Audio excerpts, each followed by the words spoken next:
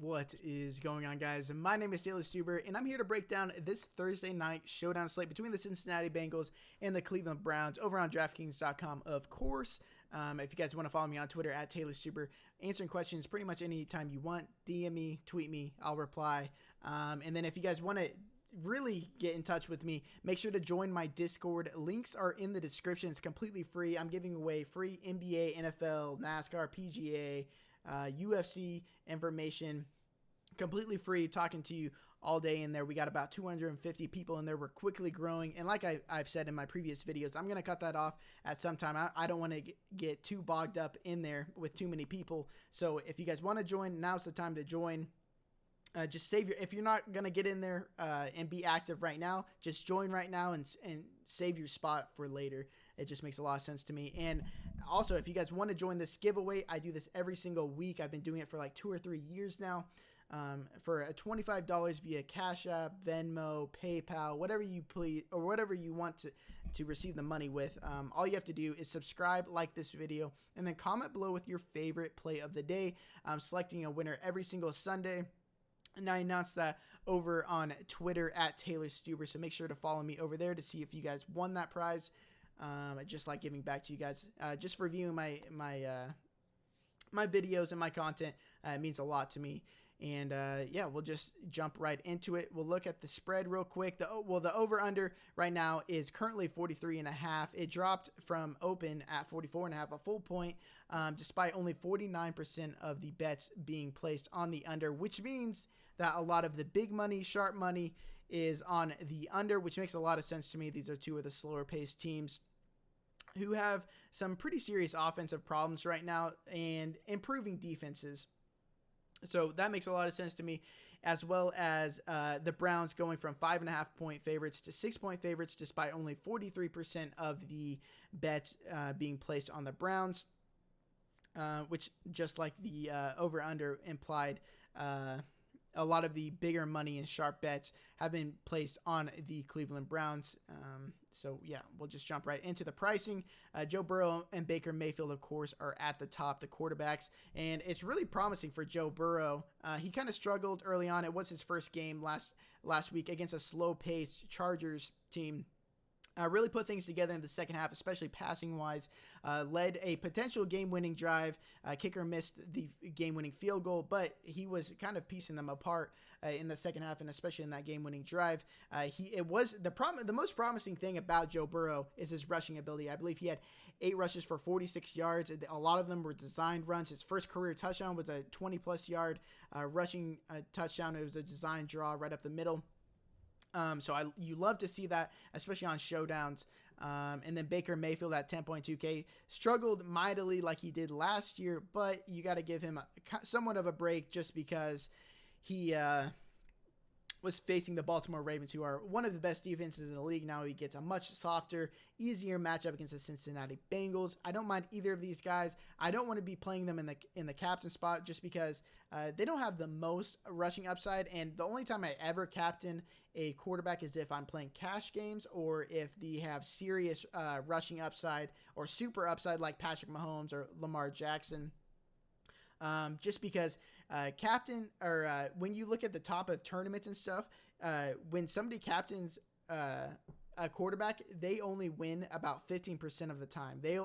That takes first place only about 15% of the time. 70% of the time, it's mostly running back and wide receiver. I learned that from Al Zeidenfeld. If you guys watch his free videos, that was a really great tip to pick up. Then we moved down to AJ Green. Don't think he's that bad of a play. He led the team in targets last week with 9, coming back from missing all of last year. Only played about 60% of the snaps, but that just means when he's out there, he's going to be running routes and he's going to get targets. Should have had a touchdown. Don't mind him at 9K. Joe Mixon at 8,600. He got those 19 rushes, which is what we expected, but what I didn't expect is him to run 7 more routes than Giovanni Bernard. I believe it was 7 more routes. Let me look at my notes. He ran 17 routes to Giovanni Bernard's 11 routes. but got like 3 or 4 less targets. And that's discouraging to see, but I think it kind of turns around because we saw at the end of last year, they were really getting him involved in the passing game. He's really good in the passing game. Don't know why they don't use him more. He was awesome in Oklahoma in the receiving game. So I like Joe Mixon a lot at 8.6K. He's one of my favorite plays on the day, but Odell Beckham Jr. at 8,200. Don't get his price right here. He's my favorite play on the slate, and I'm going to captain him more than anyone just because it looks on the if you just look at the stat sheet, it doesn't look all that promising. He only had 3 catches, but he had 10 targets.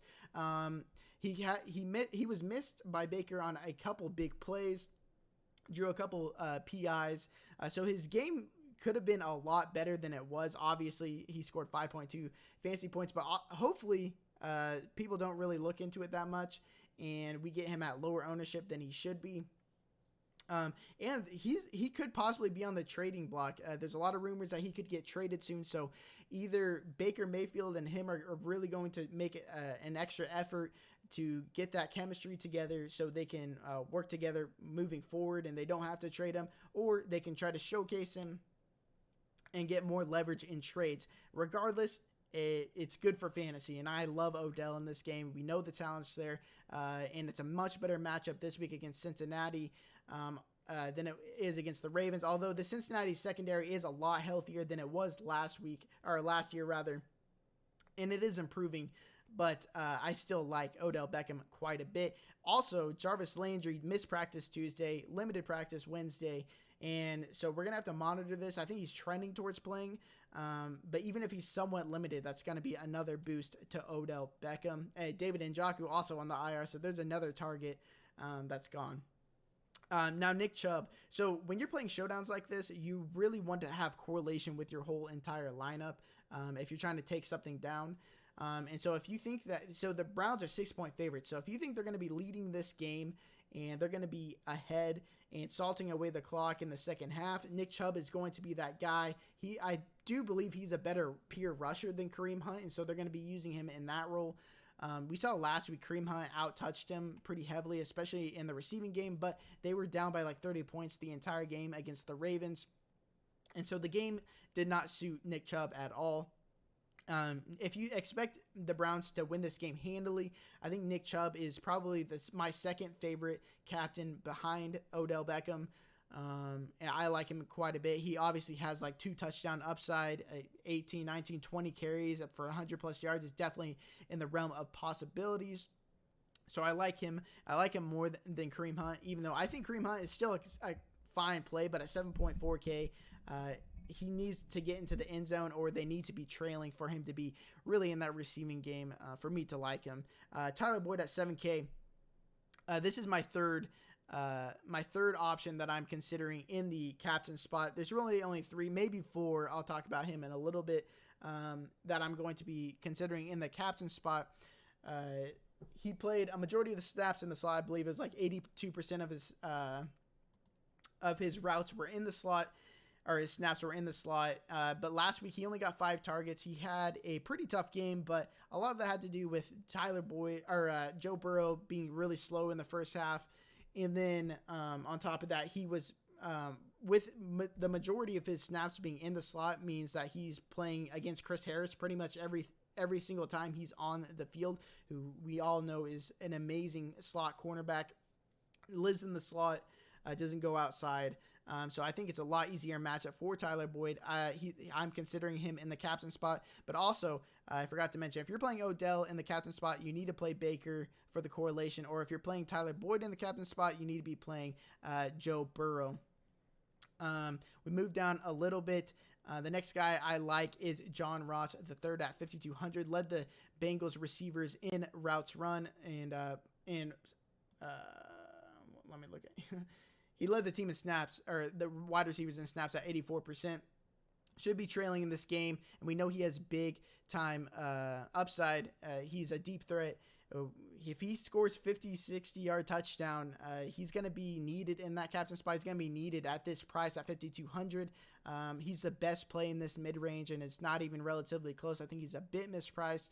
Like John Ross quite a bit. The kickers, you're really going to have to see who's starting. I believe it's Cody Parkey's going to start, and then Reggie Bullock was, I believe he was a bit injured, and then they signed Seibert, who just got cut by the Cleveland Browns. But it looks like Bullock is going to play this game. In cash games, I don't play them in GPPs, but in cash games, you can play like both quarterbacks, both running backs, both kickers, and really get a piece of all of the scoring, and that's somewhat safe, and that's something you can do in super low scoring games. If you think this game is going to be like 13-10 or something like that, that's a route you could go, play the quarterbacks, running backs, and the kickers. But that's not what I'm doing in this game. I would reserve that just for cash games, but when I play showdowns, I'm pretty much going for it all. I'm playing GPPs. And then something that we really don't get all that much is some cheap plays. We have a couple of cheap plays down here in the $200, $400 range. My favorite super cheap option, which I think that in my single entries as of right now, I'm going to be playing is Harrison Bryant at $200. Look at my notes. He was a 4th round rookie pick. And Njoku is on the IR right now. He left late in the 3rd quarter. And even with that being the case, he ran 15 routes. 80% of those routes were in the slot, which means when he's out there on the field, he's running routes. He's not out there to block. And with Njoku out, he should get an increase, a big increase. He's still behind Austin Hooper, obviously. But with Baker Mayfield's propensity to look towards tight ends in the red zone, Harrison Bryant, if he gets in the end zone somehow, you don't need much from him. But if he gets a touchdown, I can promise you that he is going to be in the game-winning lineup. And so I like Harrison Bryant quite a bit. He got 2 targets last week. If he can get 3 or 4 targets, catches 2 balls for 20 yards and a touchdown, even if he got 2 balls for 20 yards, he would still be viable because of what it makes you able to fit in. Because if you throw in Harrison Bryant into the flex and you throw in my favorite captain in Odell Beckham, pair him with Baker, you got a bunch of correlation right here.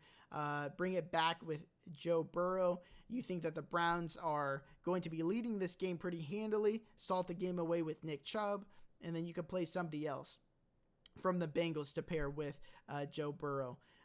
So the correlation's all there, and Harrison Bryant really makes things work. And even if he draws a 0, him being so cheap and allowing you to get these other pieces, you're not drawing dead automatically. Now, maybe if you spent a ton of money, like if you had a balanced build and one of your guys dropped a 0, maybe you would be dead, but you're not drawing dead when he's this cheap and allows you to get the quarterbacks, the running backs, the best receiving options on both teams.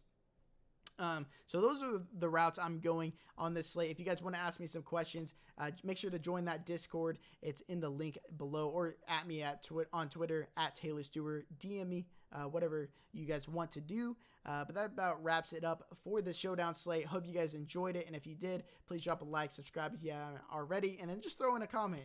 Let me know what your favorite play of this slate is, and you'll automatically be entered into that giveaway for this Sunday for $25. But yeah, hope you guys enjoyed this video. Hope you guys win all the money you can. And until next time, peace.